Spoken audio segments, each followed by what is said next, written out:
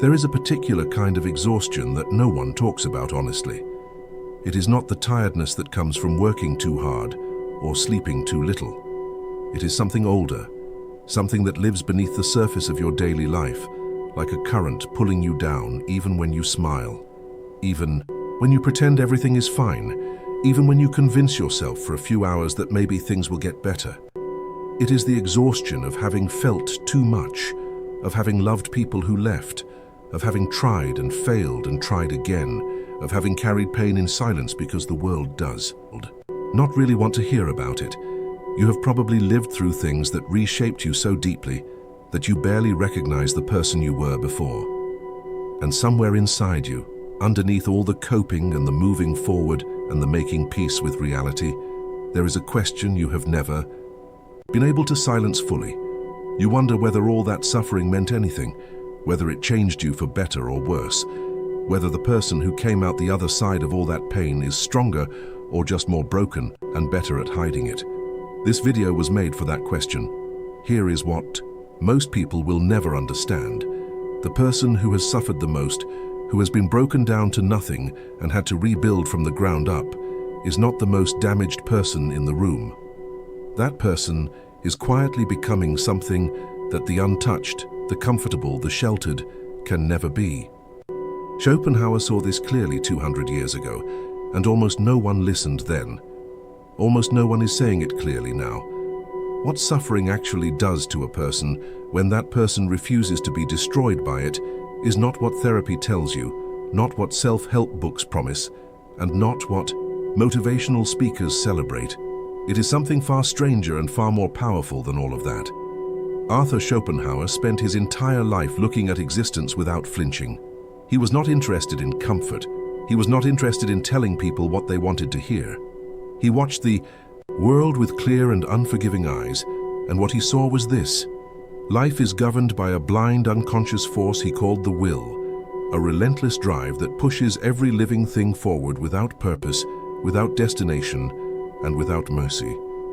This will does not care about your happiness. It does not care about your plans or your relationships or your sense of fairness. It moves through you the way wind moves through grass, bending you in directions you did not choose, making you want things that will not satisfy you, making you chase goals that leave you emptier than before. Every desire you satisfy creates two more. Every achievement you reach reveals a new horizon of insufficiency. The will uses you to perpetuate itself and offers you nothing in return but the brief relief of tension before the cycle begins again. Schopenhauer called this the wheel of Ixion, the mythological figure condemned to spin forever on a wheel of fire, never arriving, never resting, never free. Most people spend their entire lives on that wheel without realizing it. They run from suffering toward pleasure, and when the pleasure fades, they run again. They mistake movement for progress. They mistake distraction for peace. But here is what Schopenhauer understood that changes everything. Suffering is not the enemy. Suffering is the interruption of the illusion. When life breaks, you open. When loss strips away everything you thought would make you happy. When you are left with nothing but the raw experience of existing without any of the stories you told yourself, something happens that cannot happen any other way. The will becomes visible. You see the machinery. You see the gears turning behind everything you once called your life. And that seeing, that terrifying and clarifying moment of seeing reality without the veil of desire, is the beginning of something that most people never reach. Think about what pain actually took from you and what it left behind. The relationships that ended, the dreams that collapsed, the version of yourself you had to let go. These losses felt like destruction at the time. They may still feel that way now. But look more carefully at what remained after the fire. Look at the person who sat in the ashes and chose to keep existing. There is a quality of attention in someone who has genuinely suffered that you cannot fake and cannot buy. There is a capacity for recognizing truth that only develops when you have been stripped of the luxury of illusion. Schopenhauer wrote that the greatest wisdom begins at the moment when life refuses to comfort us any longer. Not when we are happy, not when we are successful. At the exact moment when The world stops being gentle. Before we go deeper into what Schopenhauer discovered about where this leads, I want to ask you something directly. If you have lived through something that changed you permanently, something you still carry even now, I want you to know that you are not alone in this room. There are people watching this video right now who have felt what you felt, who have sat in the same darkness and wondered the same things, and who have never had anyone name it clearly. If that is you, leave a comment below and write exactly this: I am still here. Those 3 words are not just words. They are a declaration.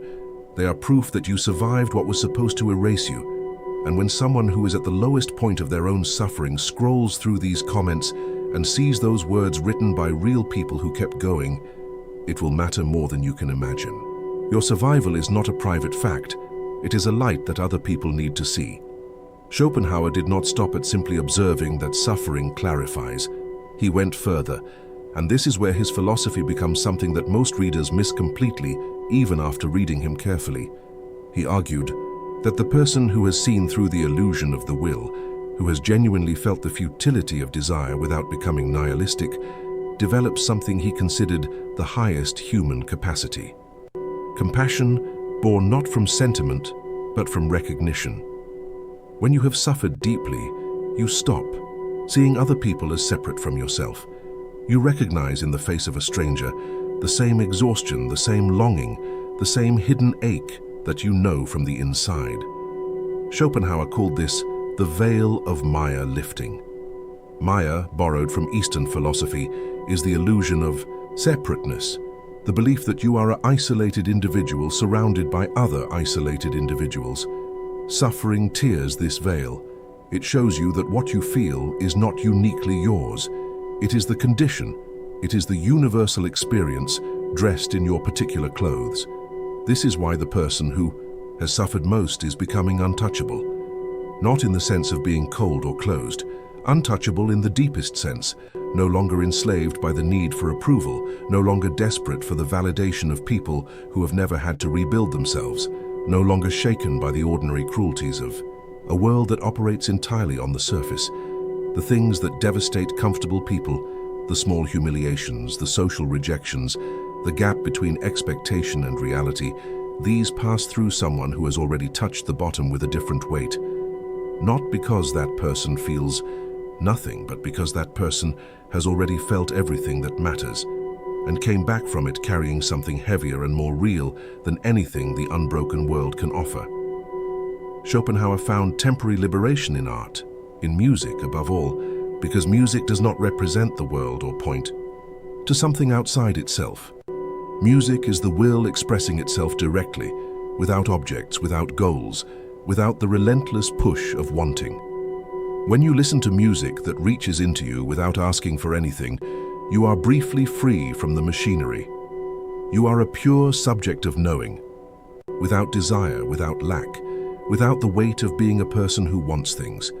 But Schopenhauer believed the deepest liberation, the one that is not temporary, comes from what he called the denial of the will, the quiet turning away from the engine of desire, not through destruction or despair, but through a kind of clear-eyed acceptance that transforms everything. The ascetic, the person who has looked at existence fully and chosen to stop feeding the fire, achieves something that the happiest person chasing satisfaction will never reach: genuine stillness. You do not have to become an ascetic to understand what this offers you. What Schopenhauer is pointing to is available in the smallest moments of your life, in the choice not to run from what is uncomfortable, in the choice to sit with your own experience without immediately trying to escape it, in the radical act of being present inside a life that has already shown you its darker face. Your suffering was not punishment. It was not bad luck. It was the universe doing to you what it eventually does to everyone who lives long enough and pays close enough attention. It showed you what is real, and what is real is harder, and more beautiful than anything the comfortable life promises. If you have survived what tried to erase you, you are already carrying something most people spend their entire lives searching for and never find. If this reached something inside you, give this video a like. Not as a gesture toward an algorithm, but as a signal that this kind of honesty matters. That philosophy that refuses to look away deserves to reach the people who need it most. And if you have been watching and feeling like someone is finally saying what you needed to hear, subscribe to this channel. Every video here is for the person who has felt too much and been told to move on too quickly. For the person who suspects there is more depth available in existence than anyone around them seems interested in exploring. You belong here. Come back.